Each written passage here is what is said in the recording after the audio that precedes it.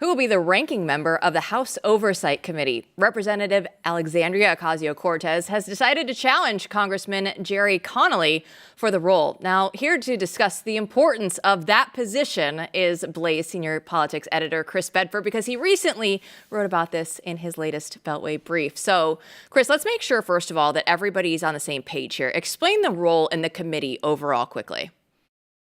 Absolutely. The ranking member of Oversight's job is to essentially investigate and oversee the executive branch.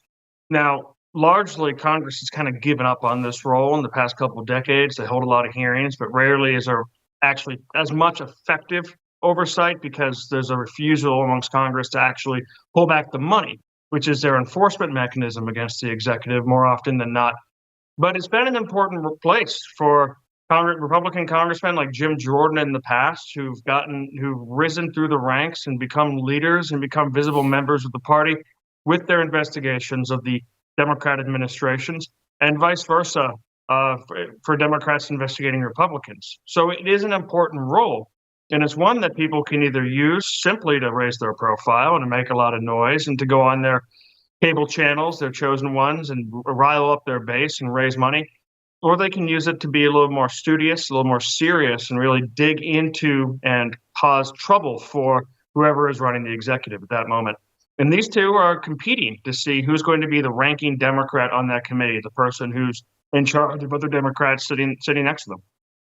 Okay, so who do we root for?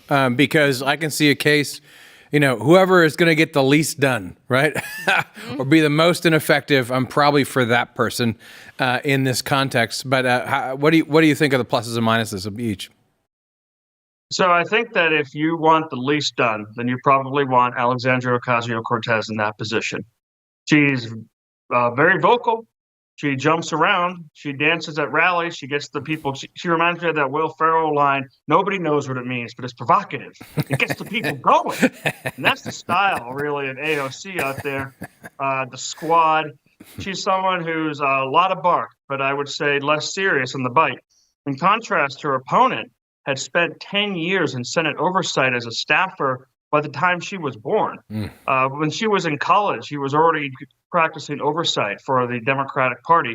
And while also a pretty fierce partisan and certainly a liberal, he's a much more serious person for running oversight. Someone who, if you're in the administration and you don't want the Democrats causing you too much trouble, you would not prefer him to be, I think, the guy who's watching over you. But at the same time, he's backed by Nancy Pelosi, who is so old she is having difficulty standing and walking these days, like so many other congressional leaders. He's 74, and he also just recently announced that he is battling stomach cancer and looking at treatment options for that. So AOC is trying to portray this simply as new guard versus old guard, but it's also going to help shape what the Resistance 2.0 looks like. Is it more yelling to the base and throwing dance parties and wearing white or wearing black like they were doing today in mourning when they said goodbye to Cori Bush and Jamal Bowman? Or was it going to be more substantive investigations? I love that you brought up Nancy Pelosi falling in Luxembourg, because at this point, Chris, don't we almost have just some rationale for term limits just to actually go out there and help them? It should be for their own well-being at this point in time.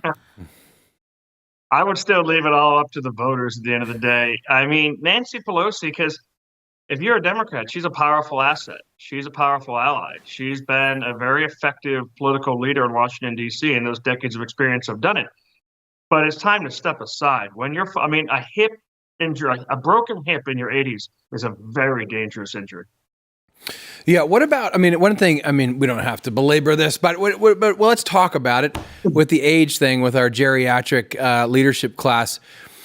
Okay, term limits. I'm against term limits in principle too. I know a lot of people on the right, would disagree, but I think both Chris and I think it's a shiny object. It's a shiny object. You leave it up to the people, because you do need, some people learn things over time in office, and it's not all bad.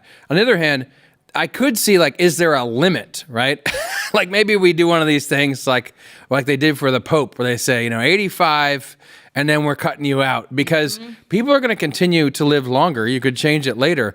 But we're at the point now where when someone says they're 74, that's like the new 16, We need some. I could see saying like 80, and then you're done. Because after all, just the lifetime of a human being, at the end, you should go do something with your family. God forbid. I don't know. I could see that. What do you think?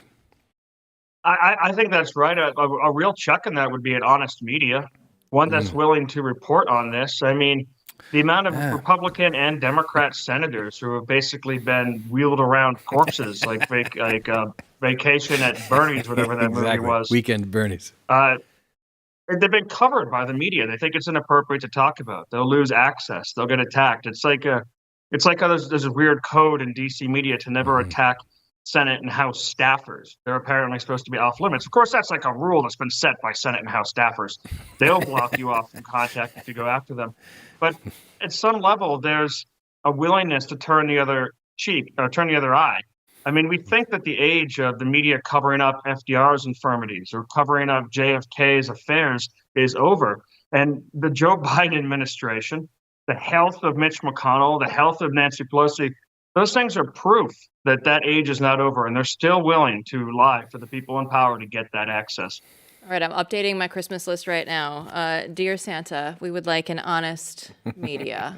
I don't know if he's going to be able to get that one done or not, but Bedford, we'll send it to the North Pole. Thanks so much for your time.